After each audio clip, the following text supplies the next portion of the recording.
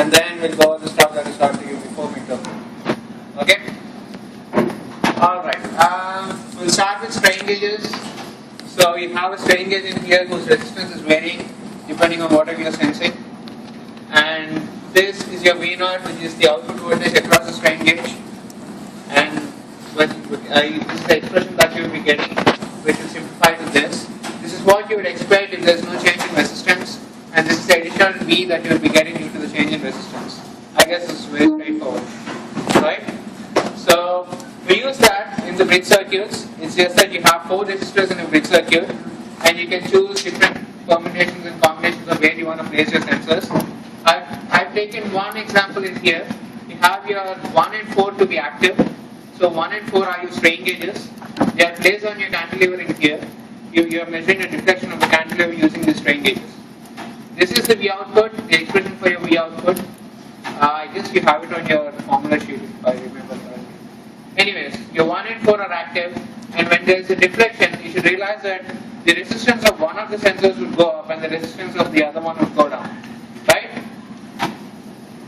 Okay, by substituting this in here, your Z2 and Z3 aren't changing. They are R0s, so it would just be Vs by 2. And by substituting your Z1 to be R, Z4 to be R plus delta R, and Z1 to be R minus delta R, you end up with this, which will just be this. And this is how you would most likely refer to a strain gauge. You have a gauge factor to all the strain gauges, which would relate your changing resistance to the strain in the actual wires that's measuring the resistance. That's how you measure the strain. So the output in this case, where you have your arms 1 and 4 active, would be this, half your GF, Vs, epsilon. Epsilon is your strain, Vs is your input V, GF is your gauge factor. So when you have N arms active, you can actually use this formula, it's 1 by 4 N GF, Vs, epsilon. So we have 2 arms active in here, so it just boils down to N equals 2, which gives you this expression. Right? If you have 4 arms active, it would just be GF, Vs, epsilon, and so on. But I would not recommend using this formula, just use this and try to derive whatever you're getting. Because at times you might have both of these on the same side of the cantilever, which means that the resistance is going up in both the cases. So it might be different. The final VO plotted against your delta R would be different. You might have a different constant in front of your GS and VS. So try to derive in whatever configuration is given to you, try to derive how the VO would be related to your VS depending on the number of resistance that are active. Right? Okay. I don't think this is taught in class, but what they basically are trying to do in here is to compensate for the change in resistance by using another resistor in parallel. So if I have a change in resistance, my R0 in this branch will be R0 minus delta R cal. Delta R cal is like the change in resistance that I'm trying to calibrate. I'm saying instead of having this, I'll have another parallel resistor so that the net effective resistance is equivalent to this. Right? It's R minus delta R when you have strain. I'm saying I'll just get rid of my delta R and I'll have a resistance in parallel to my R0 so that the net effective resistance is equivalent to this. Right? When you try to do it and solve it, you have an expression for your delta R cal. So a problem probably would be they can just give you a delta R cal or epsilon and ask you to calculate RC, or give you any 2 of these and ask you to calculate the other one. Okay? It's just a variation of whatever you have in here. So just get to know what it is. I don't think you have anything related to this on your equation sheet, so better know. Yes. Can you do an example for that one? This one? Yeah. What do you mean an example? Like any example problem that is going to be on the exam, like something similar.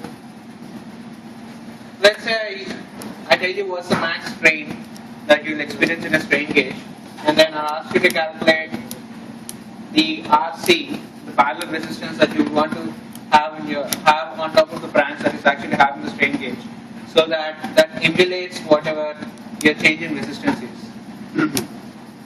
Right? Is it making clear? No? That's it? No? Okay, I give you epsilon cal, so you can calculate your delta R cal. I asked you to calculate RC so that you compensate for the change in resistance in that branch. So let's say, okay, another way of putting it is, I have R naught minus delta R. If my if my delta R is 0, I have this bridge to be balanced, right? My V out would be 0, right? Let's say I tell you that you have a strain gauge in here, and then I give you the strain, and then I ask you to have a resistance in parallel to make sure that the V out is 0. How would you do it? Is that clear? We'll try it. No? Okay. You have R naught in here. When there is resistance changing, you have R naught minus delta R, right? That is what is actually producing some V out. If this is also just R, then your V out is 0. Is that clear? You only have 1 R active in here, right? Now there is some strain. I give you the strain, and then I tell you what's the resistance you want to have in parallel with your strain gauge, so that you make the output be 0. This is what you do in that case. Is it making sense now? So you're comparing having one arm active to having two resistors. Having one arm active and compensating it with another parallel resistor. So our V out turns to be 0. Yeah. Why would you want to do that? Isn't that to keep the focus in strain gauge? Have a 0 output? Isn't that you're measuring the delta R? Why would you want to do that? But that's the point of the strain gauge, right? To measure the delta R. And so, Well, at times that's another way of measuring, right? If you're getting some V, you just try to have a parallel resistor and keep changing on the resistance and try to see what will give you your V out to be 0. That will actually directly help you calculate this. Just another way of measuring. okay, so Instead of measuring your delta V and calculating what's your delta R from this expression, I'll say I'll have another resistance in parallel to my strain gauge, adjust the resistance RC and see what resistance is giving me my V out to be 0, and then calculate my delta R and strain. okay, so Just another way of measuring so it. using that resistance, you're then able to find Yeah. what. If I know my RC, I know my delta R cal, I know my epsilon cal, right? Just another way of measuring it. Okay, now question. Okay. Now we use the same bridge circuit, then it's just a variation of your resistors. You have impedance devices in here. So you have a resistor, and the V out that I'm taking out is from the ground, and I take it at a certain point. So I have a resistance on top of it and a resistance below it. The net resistance is Rp. X is the fraction of the resistor that I'm taking the output of. Is that clear? Okay, so that's your VThevenin, and it will just be X times Vs, right? You have two resistances in series. You're taking V across this. It will just be X by X plus 1 minus X times Rp, nothing but XVs. Is that clear? Straightforward. Distance. X is, yeah, this is distance. No, I would say the fraction of the distance. Yeah.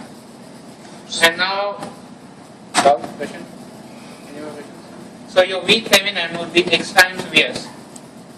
Now, if I'm trying to measure my output VThevenin using a device which will obviously have some resistance, and hence it will bring in some input impedance, then the net VO that I'm measuring is the ZR by ZR plus ZR multiplied by VThevenin. This is nothing but your loading, right? This is nothing but your loading. So how do you calculate your Z out? You short it and then try to see what's the effective resistance. If you short it, I have these two in parallel, right? When I'm looking from the outside, I have these two in parallel, so the net Z out would be this. And then if you just substitute the Z out in here, you get your V out to be this. So if I have my Rp by Rs to be Rp by RL, have my Rp by RL to be 0, this is the line I expect. So this is the output voltage that I expect for a fraction of X. So as I keep moving my X, I know what the output voltage I should expect per unit of your input by looking at this graph, right? So if your R2 by RL is 1, this is how you get it. If it's 0, this is how you get it, right? So this is just a plot indicating what are you getting out of this one.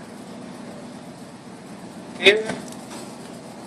Okay, another variation of this, use capacitors instead of resistors.